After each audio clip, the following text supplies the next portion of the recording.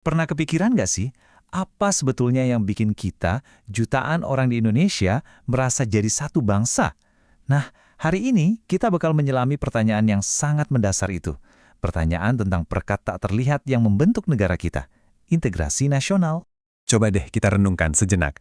Apa coba yang bikin jutaan orang yang jujur aja nggak saling kenal satu sama lain, beda suku, beda budaya, beda kepentingan, tapi bisa merasa jadi bagian dari satu rumah yang sama bernama negara? Ini bukan cuma soal politik loh. Ini menyentuh inti dari identitas kita. Oke, untuk menjawab pertanyaan tadi, kita harus mulai dari akarnya dulu. Integrasi itu bukan sekedar soal garis di peta atau soal administrasi pemerintahan. Jauh lebih dalam dari itu, ia adalah sebuah konsep filosofis. Jadi, ini dia intinya. Integrasi nasional yang sejati itu bukan cuma soal menyatukan wilayah secara paksa. Bukan, tapi tentang menciptakan semacam lem moral, sebuah kohesi, perasaan terhubung, dan identitas bersama yang bikin kita semua merasa senasib sepenanggungan, meskipun kita sangat beragam. Nah, ada seorang sosiolog hebat namanya Emil Durkheim. Dia punya penjelasan yang menarik banget soal ini. Katanya, ada dua jenis lem sosial. Dulu di masyarakat tradisional, orang bersatu karena mereka sama, punya kepercayaan sama, pekerjaan sama, itu namanya solidaritas mekanik. Tapi masyarakat modern kayak kita diikat oleh solidaritas organik. Kita bersatu justru karena kita beda dan saling membutuhkan. Persis kayak organ tubuh, mata dan jantung kan beda banget, tapi justru karena mereka saling bergantung, tubuh kita bisa berfungsi.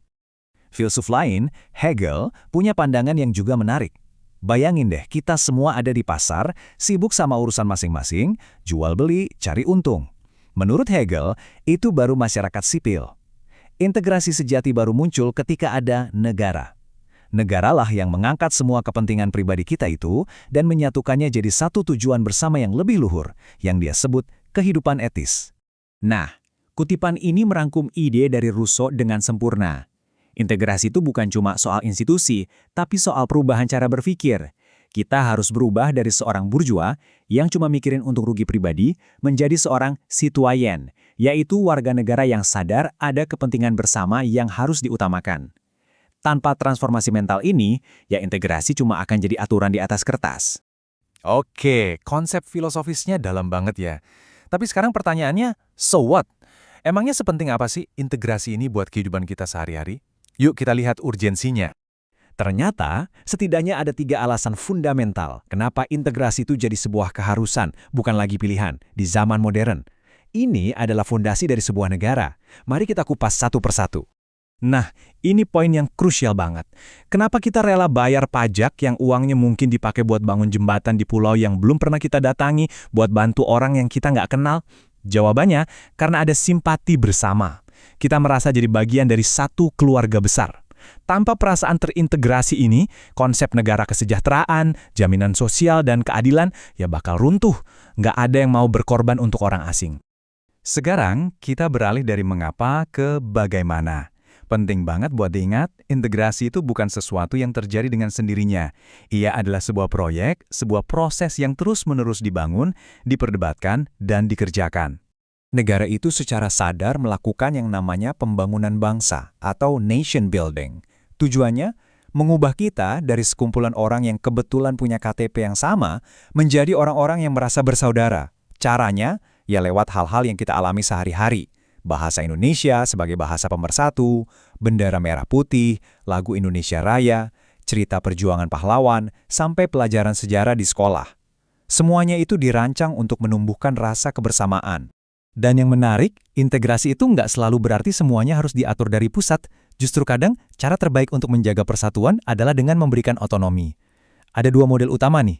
Ada yang coming together kayak Amerika, di mana negara-negara bagian yang merdeka setuju untuk bersatu. Tapi ada juga yang holding together, di mana sebuah negara besar yang beragam memberikan otonomi khusus ke daerah-daerah tertentu, seperti Indonesia ke Aceh atau Papua, justru untuk mencegah perpecahan.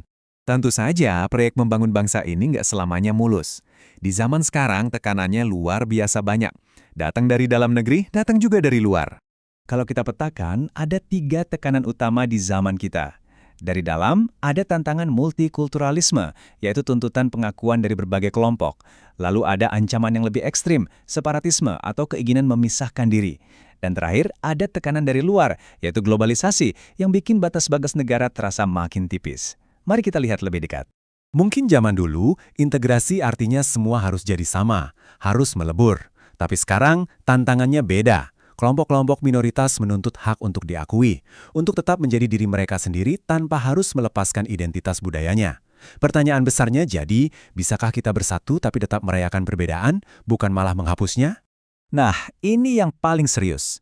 Kalau negara gagal menjalankan tugasnya, misalnya sebuah daerah merasa ekonominya dieksploitasi terus-menerus atau budayanya ditindas, maka legitimasi negara itu sendiri bisa dipertanyakan. Disinilah bisa muncul argumen bahwa kelompok tersebut punya hak moral untuk memisahkan diri. Terakhir, tantangan dari atas, globalisasi. Sadar atau enggak, kadang kita merasa lebih terhubung dengan komunitas global, sesama fans K-pop di seluruh dunia misalnya, atau sesama aktivis lingkungan lintas negara. Koneksi-koneksi transnasional ini sedikit demi sedikit bisa menguji dan bahkan mengikis loyalitas kita terhadap ikatan nasional.